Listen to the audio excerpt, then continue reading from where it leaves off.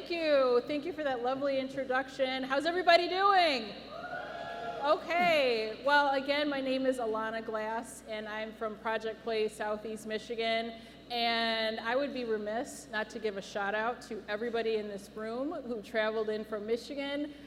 Shout out to Detroit Pale, shout out to the YMCA, shout out to Brightmoor Alliance, Fixin' to Fish. I'm trying to think who else is here, but this panel is all about community and partnerships.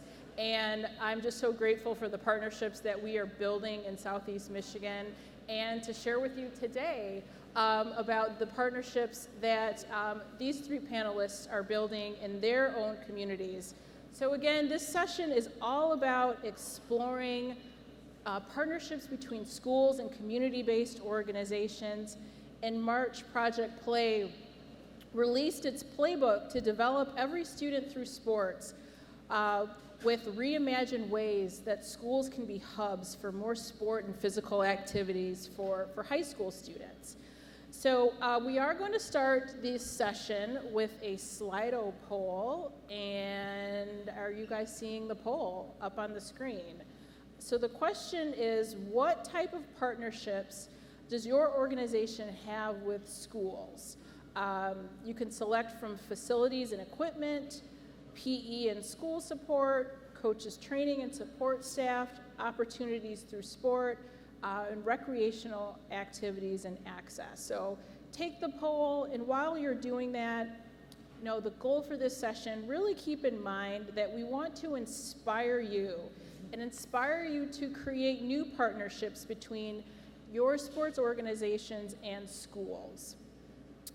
So our lovely panelists, we're going to get started. And James, we're going to start with you at the very end. Could you share with us, with Alexandria City High School,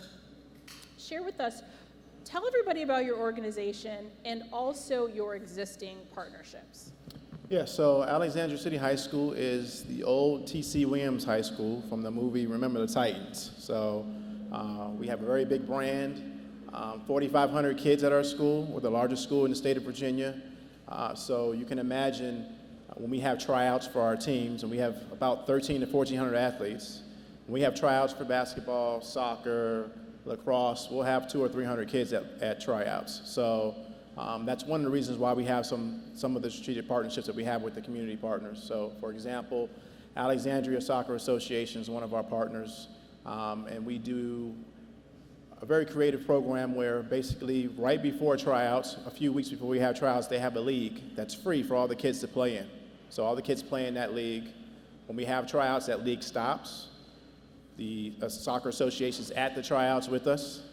After we select the players for our junior varsity and varsity team, the kids that get cut then resume play back into that league. If there's kids that did not play in that league before, they then are offered the opportunity to do that, to give them an opportunity to continue to play. And that's our kind of a way to, one, keep them playing soccer.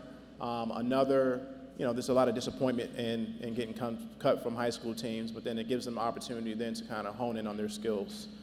We also do some things with our lacrosse program in the community, our football program in the community, baseball, lacrosse. We're actually implementing in our PE programs. They're actually giving us equipment that we're going to use to give to our PE teachers to kind of teach the game of lacrosse. There's certain sports in different communities that a lot of kids don't know, and our school is fortunate to have a lot of sports, but a lot of times when they get to our school, that's the first time they've heard of lacrosse, the first time they heard of crew. And we want to, in order for us to be competitive, we want to make sure kids are getting introduced to those sports at an earlier age. So. Awesome, thank you. And Rachel, Row New York, share with us just about your organization and some of your existing partners.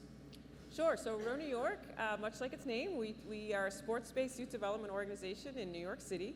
We have 2 rowing sites, and we work with schools in a few different ways. So one of the ways that we work with schools is each of our sites has 4 partner schools, and we primarily utilize those partnership schools to find students. We recruit at the partnership schools. And we do that really in any way that works best for the school. So sometimes that'll be our staff coming into homeroom, or lunchtime and making presentations to the students. What we prefer, and many of our schools prefer, is coming into the PE classes and actually demonstrating the sport of rowing on rowing machines and doing our presentations in PE classes.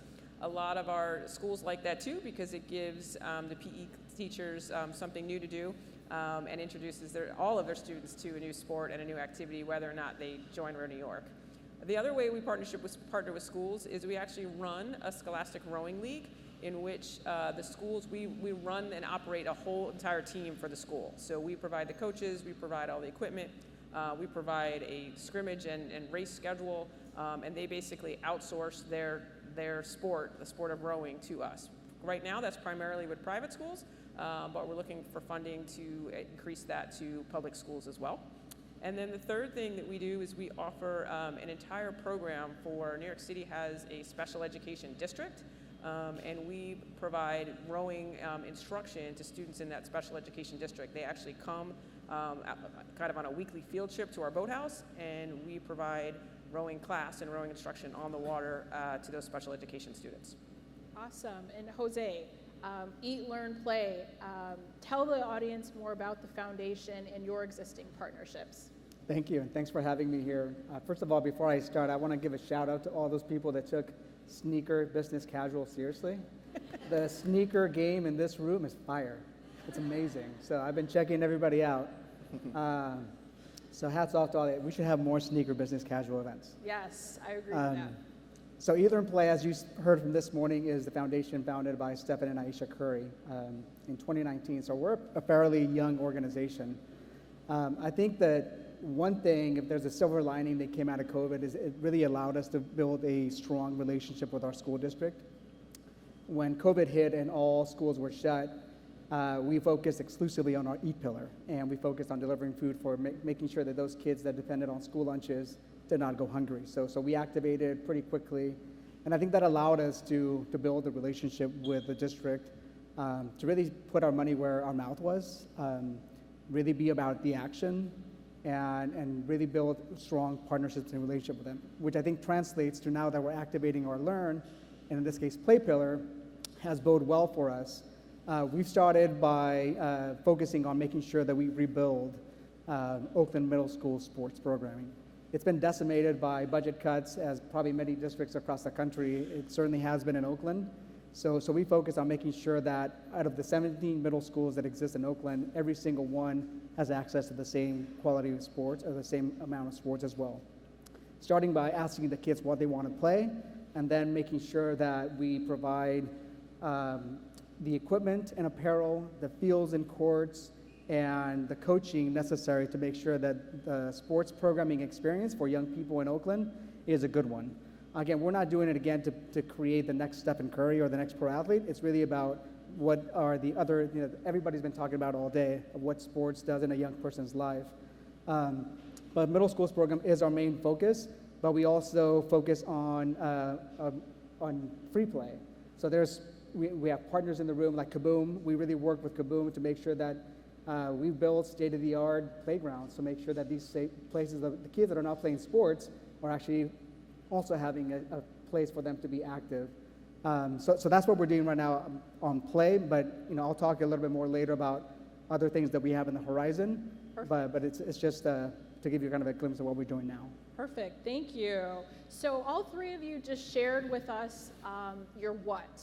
We'd love to know more about the why behind your work, and especially the why behind partnerships. So Rachel, we're going to start with you. Sure. We're going to switch the order up a little bit. Tell us more about the why behind your work in the partnerships. Yeah, I think each of the opportunities that we have for partnerships has a different why. The schools that we are recruiting at is really a necessity for us. Our facilities are on the water. They're kind of remote. Students aren't necessarily going to find us while they're walking around their neighborhoods, so we really have to go find the students to be in our program. So where do we find the students? We find the students at schools. So that's really, I don't know how we would get students into our program without partnership schools where we recruit. The why for our Scholastic Rowing League is really a revenue generator for us. We charge the schools money to participate in our league, and they're basically outsourcing their team to us. And it's a revenue generator that helps basically underwrite all of our programs that we do for the rest of our organization. So students who row with us for free, the cost of that is somewhat underwritten by the schools that are paying for their services. And then in terms of the why for the special education students, that is a really fantastic why. We really find that that population of students oftentimes struggles to participate in neighborhood sports and struggles for other kinds of entities to be well equipped to service them. So us having really an adaptive program that students with disabilities can participate is really a tremendous opportunity for those students to both participate in a sport and to be outside their school and be out in nature and be outside, because that population sometimes struggles with opportunities to do each of those things. Thank you. And Jose, tell us about your why. You shared with me yesterday that you were a soccer player growing up. I'd love to know more about your personal why, the foundation's why, and why partnerships. Yeah, I think that, well, we just can't do it alone. I mean, if you put all philanthropy, private sector money that you have in this room and outside of this room and the network that Aspen has, it's not nearly enough to solve the problem. So we have to do it in partnership with schools. You know, schools are, as people have said all day, where kids come to eat, learn, and play. So they see our kids more sometimes than the parents see them. So we have to have a partnership with the school district. We have to make sure that we make the case that investing in play, and both in the sports side of it and also free play, is an important part of the school experience. Not only to around the health aspects, but also just to keep students. I mean, a lot of kids are leaving Oakland. And a lot of it, they leave the schools that are most impoverished. You know, you have a Edna Brewer middle school in the Hills that offers 17 sports, and then you have an Elmhurst Middle School in the Flatlands that offers no sports. And there's a reason why, you know, there's that cyclical, there's obviously many factors associated with that, but districts have to be part of the solution. And I think we have an amazing platform with the Currys, and they're a family that's, you know, really beloved in the city of Oakland and really beloved by the school district. So I think we have a very unique platform with the Currys to both invest resources in the district, but also advocate for policy and systems change at the local level, at the state level, and a national level, kind of like the issues that Rhonda was talking about during her talk. So I think it's important for us to always remember that we can do part of it and maybe ignite some of the programming that we're doing, but the district ultimately has to care about it. And policymakers ultimately have to care about it. And if they don't, then, you know, why are we doing this? Yes, yes, absolutely. And James, you're the athletics director at your school. We know that you get up every morning thinking about kids in sport and recreation, but share more about, you know, why is it so important to just go beyond the walls of your school, but really into the community? Why are partnerships so valuable in your district? Yeah, so I mean, each of our partnerships obviously have a specific reason. Some is for competitiveness, to have more competitive, you know, athletes come through the city into our program. Others is just to look at, you know, data that shows, you know, teenage pregnancy for girls that play sports is down, keeping kids off the street, all those different things. So a school of our size, we're the only high school in Alexandria City. We want to be able to give kids other opportunities to play sports, especially in the high school level, if they're not making their high school team. You know, data shows after 8th grade, usually the sports participation numbers end up going down, because if kids don't make their high school team, they tend to just give up on that sport. So if we can give them other opportunities to play and also instill in them that, you know, not give up. Like, at the end of the day, you can make the team maybe next year, and we're going to give you opportunities to get better. Then I think that, helps us kind of instill that whole education thing into the kids and motivates them to do better. Right, thank you. So we all know that partnerships are not always easy. And so Project Play tried to distill down some best practices. So make a note of this if you're not already aware in the document, How Community-Based Organizations Can Support Schools in Reimagining School Sports. So take a look at that if you'd like to see some more best practices. But I am going to turn it to our panelists and ask you all to share with us what are some of the best practices that you can give others who are looking to build partnerships. So I'll let you think about it, and whoever has a first best practice that you'd like to share, jump on in. I mean, I'll start. I think for us, it starts with, the best practice is building trust. And building trust really takes a lot of work, especially with school districts. And again, it starts by really showing and demonstrating to the district that you care. So we invest resources. So, we outfitted the whole basketball middle school program with Curry brand. So we leverage our partners. Steph has a Curry brand, just like Jordan brand, but it's Curry brand, to make sure that every girls and boys basketball team is outfitted. They have the sneakers that they have to play. We refurbish courts and fields, so they have access to that. So I think once you start showing that you actually mean what you say, you start building the trust, and then you can push it a little bit harder. So you say, now what's your part of the deal to actually push it and actually make your own investments from the district side. So I think it's relationships, you're right, they're really hard.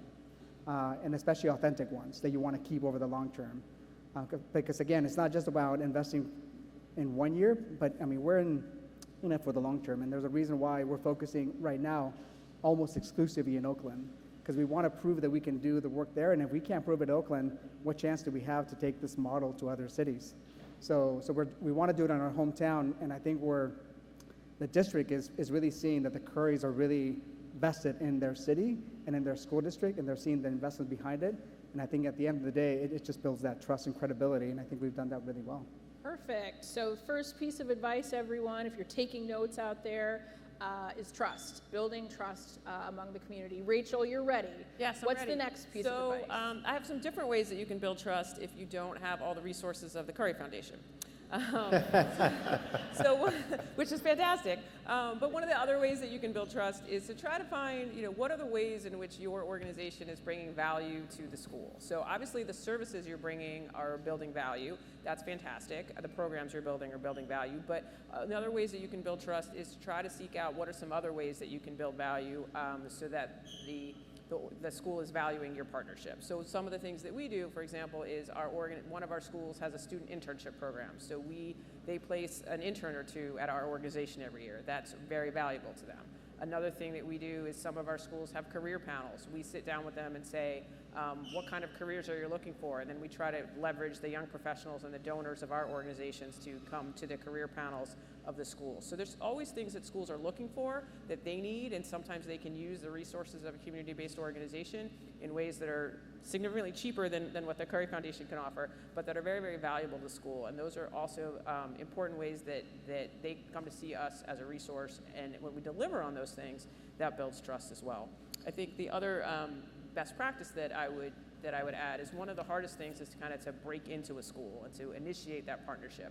And one of the things that we try to think about is we try to do that by finding a champion at the school. And one of the things that I think that we've learned is sometimes those champions are not exactly the person you'd expect. So a lot of times we're looking at the PE teacher, but sometimes it's actually the academic dean, and we're talking to the dean about the academic aspects of our programming and what we're doing for college prep and what we're doing for college visits. And in high schools, we offer SAT prep to our students in our program. So sometimes the people outside of the physical education and athletic department are interested in the partnership. Sometimes it's been the school administrator in terms of the school secretarial staff and administrative staff, that's sometimes our champion. Sometimes it's been a parent on the PTA has been a champion, so it's not necessary. Sometimes it's the math teacher. So it's not necessarily always the physical education teacher and the resource that you'd expect, and we really find that we can navigate and partner with really any resource in the school. So sometimes it's very helpful to think about who are all the potential partners in the school and potential champions, and try to find any champion that will work with us. Thank you. So we have trust, bringing value, building value within the schools. James, what do you got for us? She took the one I was going to use, so no. Okay. I think, with both of these, with trust and bringing value, is the communication. So Communication. I make it a point to consistently communicate with our community partners throughout the year. Before it was like a one-time deal. Whenever you talk to somebody one time a year, you're not going to get anything done. You got to really be diligent on talking to them, several times a year in order to get programs off the ground, in order to be effective in whatever you're trying to do. And also just having a student-first approach to everything. when I talk to our coaches, we talk to community partners, it's about what is going to be best for that particular student as they come through your community. And I know a lot of times, I was joking with someone earlier, every organization kind of takes ownership of the kid. It's like, well, no, he's a YMCA kid, he's a Boys and Girls Club, he's a high school, he's this. And it's like, no, he belongs to his parent. And at the end of the day, we're all servicing this particular child to give them a great sport experience. And collectively, we kind of do that. So I think, one of the things I'm doing this year is bringing all our community partners kind of together so we can talk about like the holistic view of an athlete in Alexandria. What does that look like kind of coming through the ranks? Because some kids are soccer kids that would be great at lacrosse. They're average, let's say, soccer player, but they would be a great lacrosse player. How do we get that kid interested in playing lacrosse? Not to steal anybody, but ultimately that student-first approach. Thank you. So we are getting close to the end of our session. We will be taking some questions. I think there were some questions that were coming in that we'll also be able to ask. But while we're waiting for that to come in, we do have another question for the panelists about advice, specifically about just navigating schools.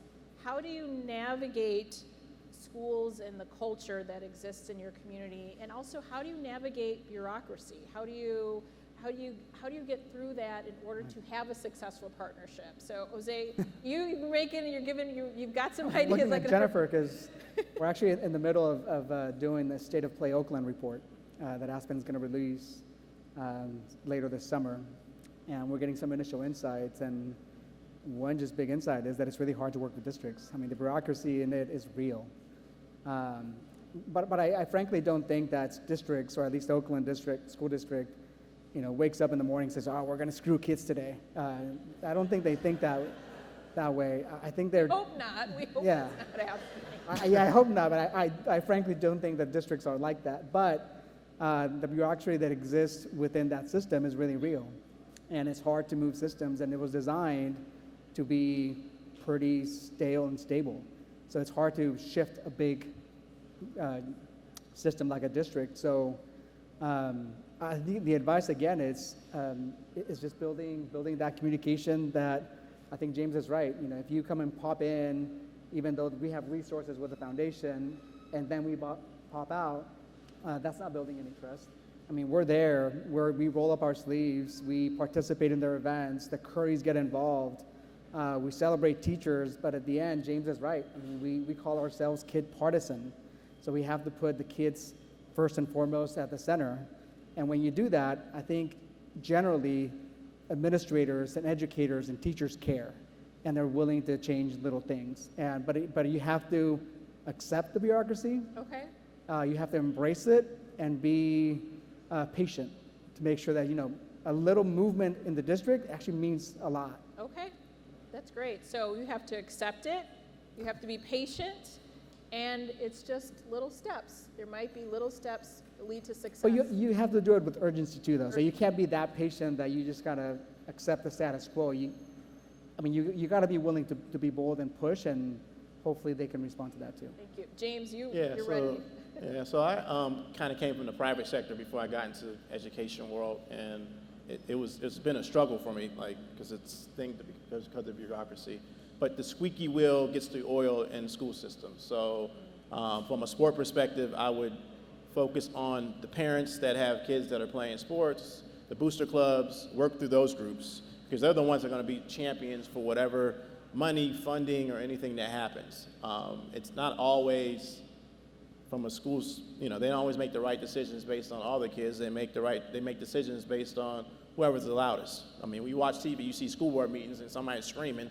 Whatever that one person is screaming about, they're going to be listening to. So at the end of the day, you got to find champions within the community that kind of support you and help you. That's been really key for me to help me kind of navigate through all the stuff in the school system.